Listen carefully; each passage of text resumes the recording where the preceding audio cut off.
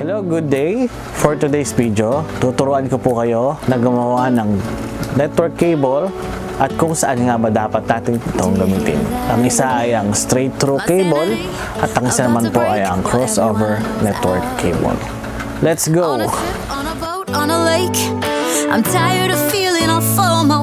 So bago ang lahat, ito po yung ating mga gagamitin para po sa paggawa ng ating cable. Siyempre, LAN cable,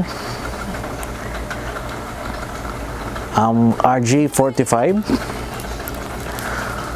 crimping tool, Ethernet punch down tool and wire stripper combo, at syempre kakailanganin natin ng cable tester.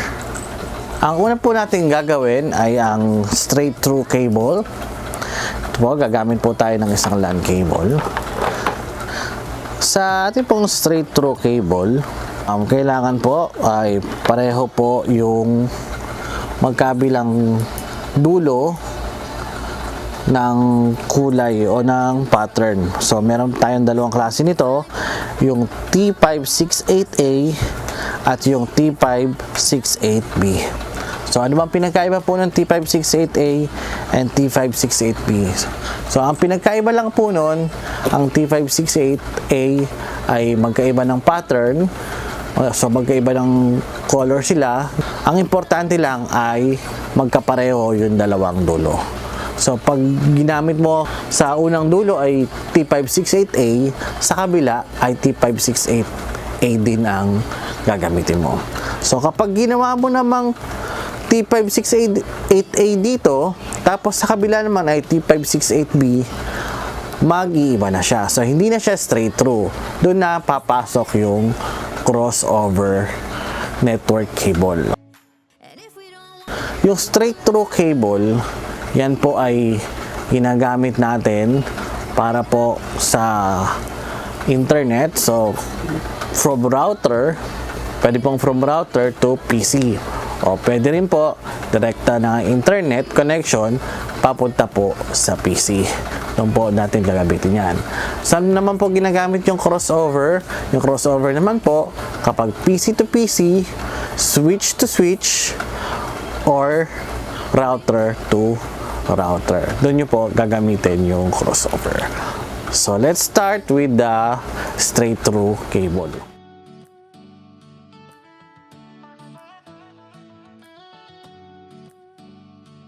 Ang gagamitin po nating pattern ay T568A. So ano ba yung T568A na pattern? So yung T568A ay una po yung white green, tapos green, white orange, blue, white blue, orange, white brown, then brown. So ang una po natin gagawin ay i-splice po ito or babalatan natin itong ating LAN cable. Ikotin lang natin yung ating pang splice, then push. Okay, so make sure walang nabalatan sa mga cable. Una po natin siya white green, latag po muna natin white green from left to right. Ikot-ikotin muna natin ito. Tapos green, tapos white orange. Pero ito puputulin muna natin itong mga extra na ito.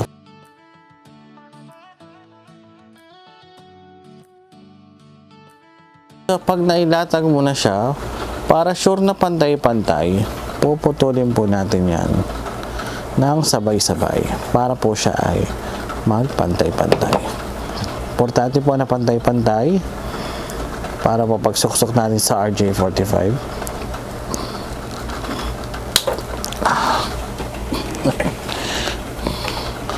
Okay, ayan. So pantay-pantay na siya. Isusuksok na natin siya sa RJ45. Make sure lang po na masushoot natin yung bawat isa. Okay. So, push lang natin hanggang sa makarating doon sa contact. Kapag ganyan na, nailusot mo na yung LAN cable sa RJ45, pwede mo na siyang i-crimp dito. At yung gray, lampas na, nandito na siya. Pwede mo na siyang i-crimp. Crimp na natin. Tapos yung sobra, mamaya ay tatanggalin na lamang. Puputulin na lamang po natin. Okay, so insert po natin ito dito.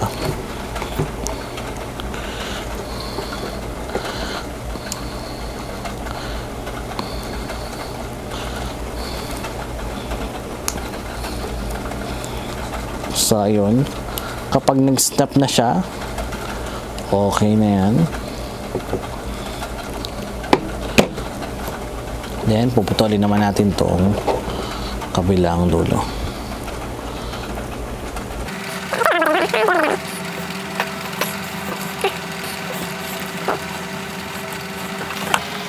Okay, so ito na siya. Naputol na natin at nakrimp na natin.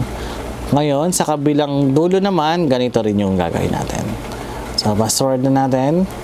Dahil ganun din naman yung gagawin natin. Okay, so ito, itetest na natin. 1, 2, 3, 4, 5, 6, 7, 8.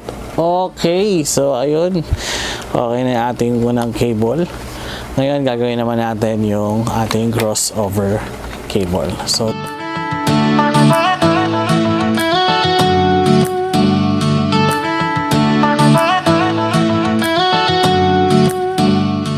ganun din naman, ang pinagkaiba lang, yung isa ay yung B na type naman yung gagawin natin. Okay, so let's start.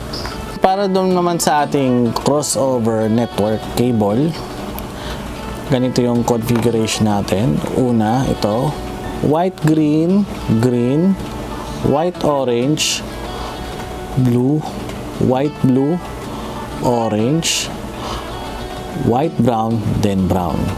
Habang sa kabila naman ay white, orange, orange, white, green, blue, white, blue, tapos green, white, brown, then brown. Tapos ikikrimp na natin. Lagay natin yung RJ45.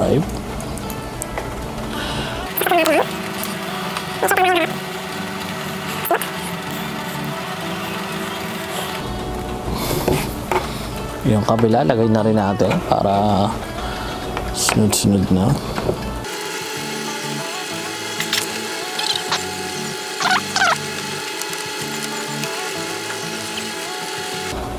Okay, then crimp na natin.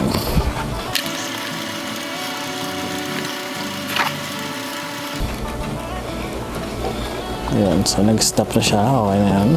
So tapos na tayo doon sa ating crossover. Ngayon, itetest naman natin.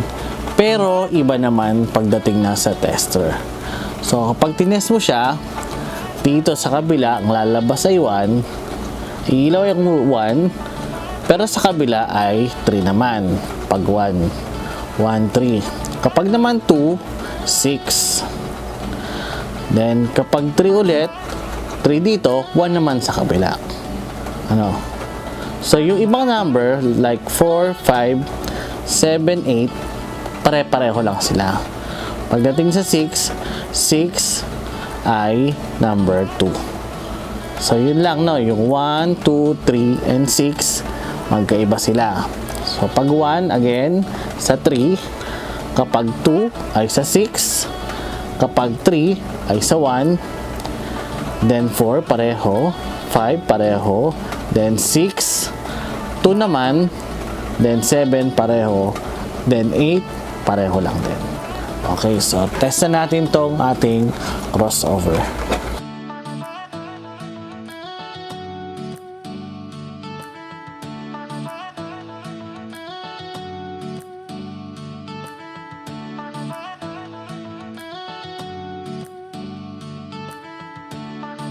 Okay, so that's it. Ngayon, nakagawa na tayo ng dalawang klase na network cable. Yung isa yung straight through at yung isa naman ay yung crossover network cable. So nawa may natutunan kayo sa ating munting video.